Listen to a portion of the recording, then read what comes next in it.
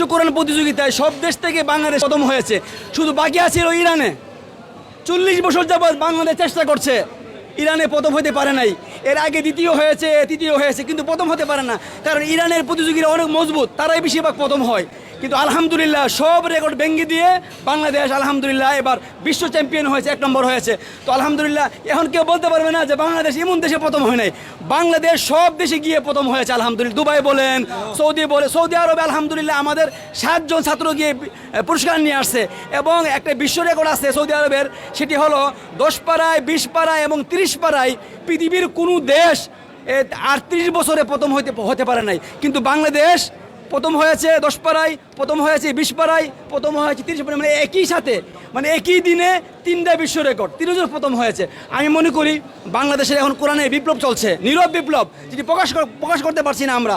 আপনারা মিডিয়ার মাধ্যমে সবাইকে জানিয়ে দেন যে আমরা আজকের এই লাইভ থেকে সবাইকে মেসেজ দিতে চাই, আসুন আমরা আমাদের সন্তানদেরকে কোরআনে হাফেজ বানাই, তাদের দিয়ে আপনার দুনিয়া তো লাভ হবে, আখিরাতে অবশ্যই লাভ হবে। এই জন্য আজকে আমরা মেসেজ এটা দিই সব গার্জিয়ানকে, সব মা বাবাকে আমরা মেসেজ দিতে চাই, আসুন আমরা হাফেজ বশিরের মতো এরকম কোরআনে হাফেজ বানাই, তারা দুনিয়া তো কাজে লাগবে ইনশাল্লাহ, আখিরাতে তো কাজে লাগবে ইনশাল্লাহ। তেহরান আন্তর্জাতিক যে সম্মেলন কেন্দ্র, সেখানে প্রতিযোগিতা অনুষ্ঠিত হয়েছে, এবং আমরা ইনশাল্লাহ আপনাদের দোয়া এবং সকলের যে আন্তরিক যে দোয়া এর প্রেক্ষিতেই, এবং হাফেজ বশিরের যে কৃতিত্ব, আলহামদুলিল্লাহ 110টি দেশের মধ্যে সকল প্রতিযোগীকে হারিয়ে বাংলাদেশ ছাত্র হেফজের প্রতিযোগিতায় বিশ্বে প্রথম স্থান অধিকার করেছে। পাশাপাশি হাফেজ কারি মুশফিকুর রহমান ছোট ছাত্রদের কেরাত প্রতিযোগিতায় সেও 3য় স্থান লাভ করেছে। বাংলাদেশের আরেকজন মহিলা হাফেজা, যিনি এখন কাতারে আছেন, আমাদের সাথে তেহরানে আমরা একসাথে উপস্থিত ছিলাম, উনিও ইনশাল্লাহ 3য় স্থান লাভ করেছে। বাংলাদেশ এই প্রতিযোগিতায় 3টি পুরস্কার পেয়েছে এবং প্রথম হয়েছে হাফেজ বশির। আমি দেশবাসীকে মোবারকবাদ জানাই, ইসলামিক ফাউন্ডেশনের পক্ষ থেকে ধর্ম বিষয়ক মন্ত্রণালয় এবং দেশের মাননীয় প্রধানমন্ত্রী জননেত্রী শেখ হাসিনার পক্ষ থেকে আমরা আন্তরিক মোবারকবাদ জানাচ্ছি যারা আয়োজন করেছেন তাদেরকে, এবং আমাদেরকে ইনভাইট করার জন্য। আপনাদের সকলের দোয়া, তাহফিজুল কোরআন মার্কাজুল তাহফিজের সম্মানিত যিনি উস্তাদ হাফেজ শায়েখ নেসার আহমেদ নাসির সাহেবের সার্বিক তত্ত্বাবধানে এই বশির অত্যন্ত একটা কৃতিত্বপূর্ণ ছাত্র হিসেবে সে এই সম্মান বয়ে নিয়ে আসছেন, আমাদের দেশের গৌরব বয়ে নিয়ে আসছেন।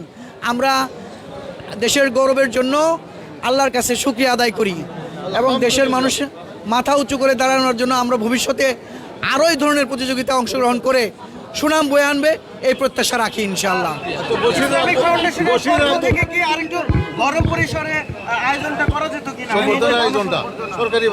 অবশ্যই হবে ইনশাআল্লাহ, এবং এটা হয়ে আসছে।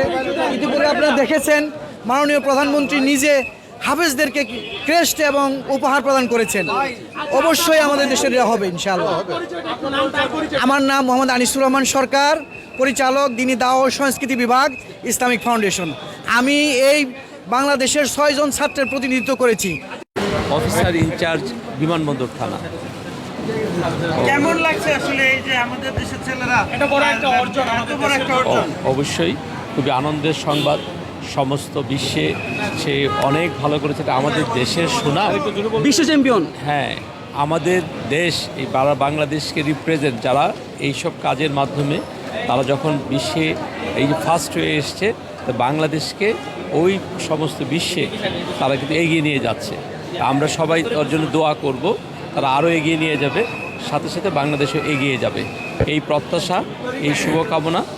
আর আমরা সবাই বাংলাদেশের যুগে সবাই আনন্দিত, এবং তার অভিভাবক রয়েছেন, তারাও ভবিষ্যতে সে আরও ভালো কিছু করবে সেই প্রত্যাশা করি, এবং আমি সবাই দোয়া করবেন তার জন্য, আমরা সবাই সবার জন্য দোয়া করি।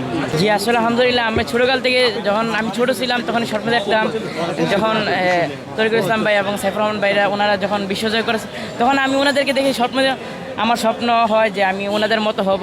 আলহামদুলিল্লাহ আজকে আমার স্বপ্ন পূরণ হয়েছে ওনাদের দোয়া এবং ওনাদের পরামর্শে।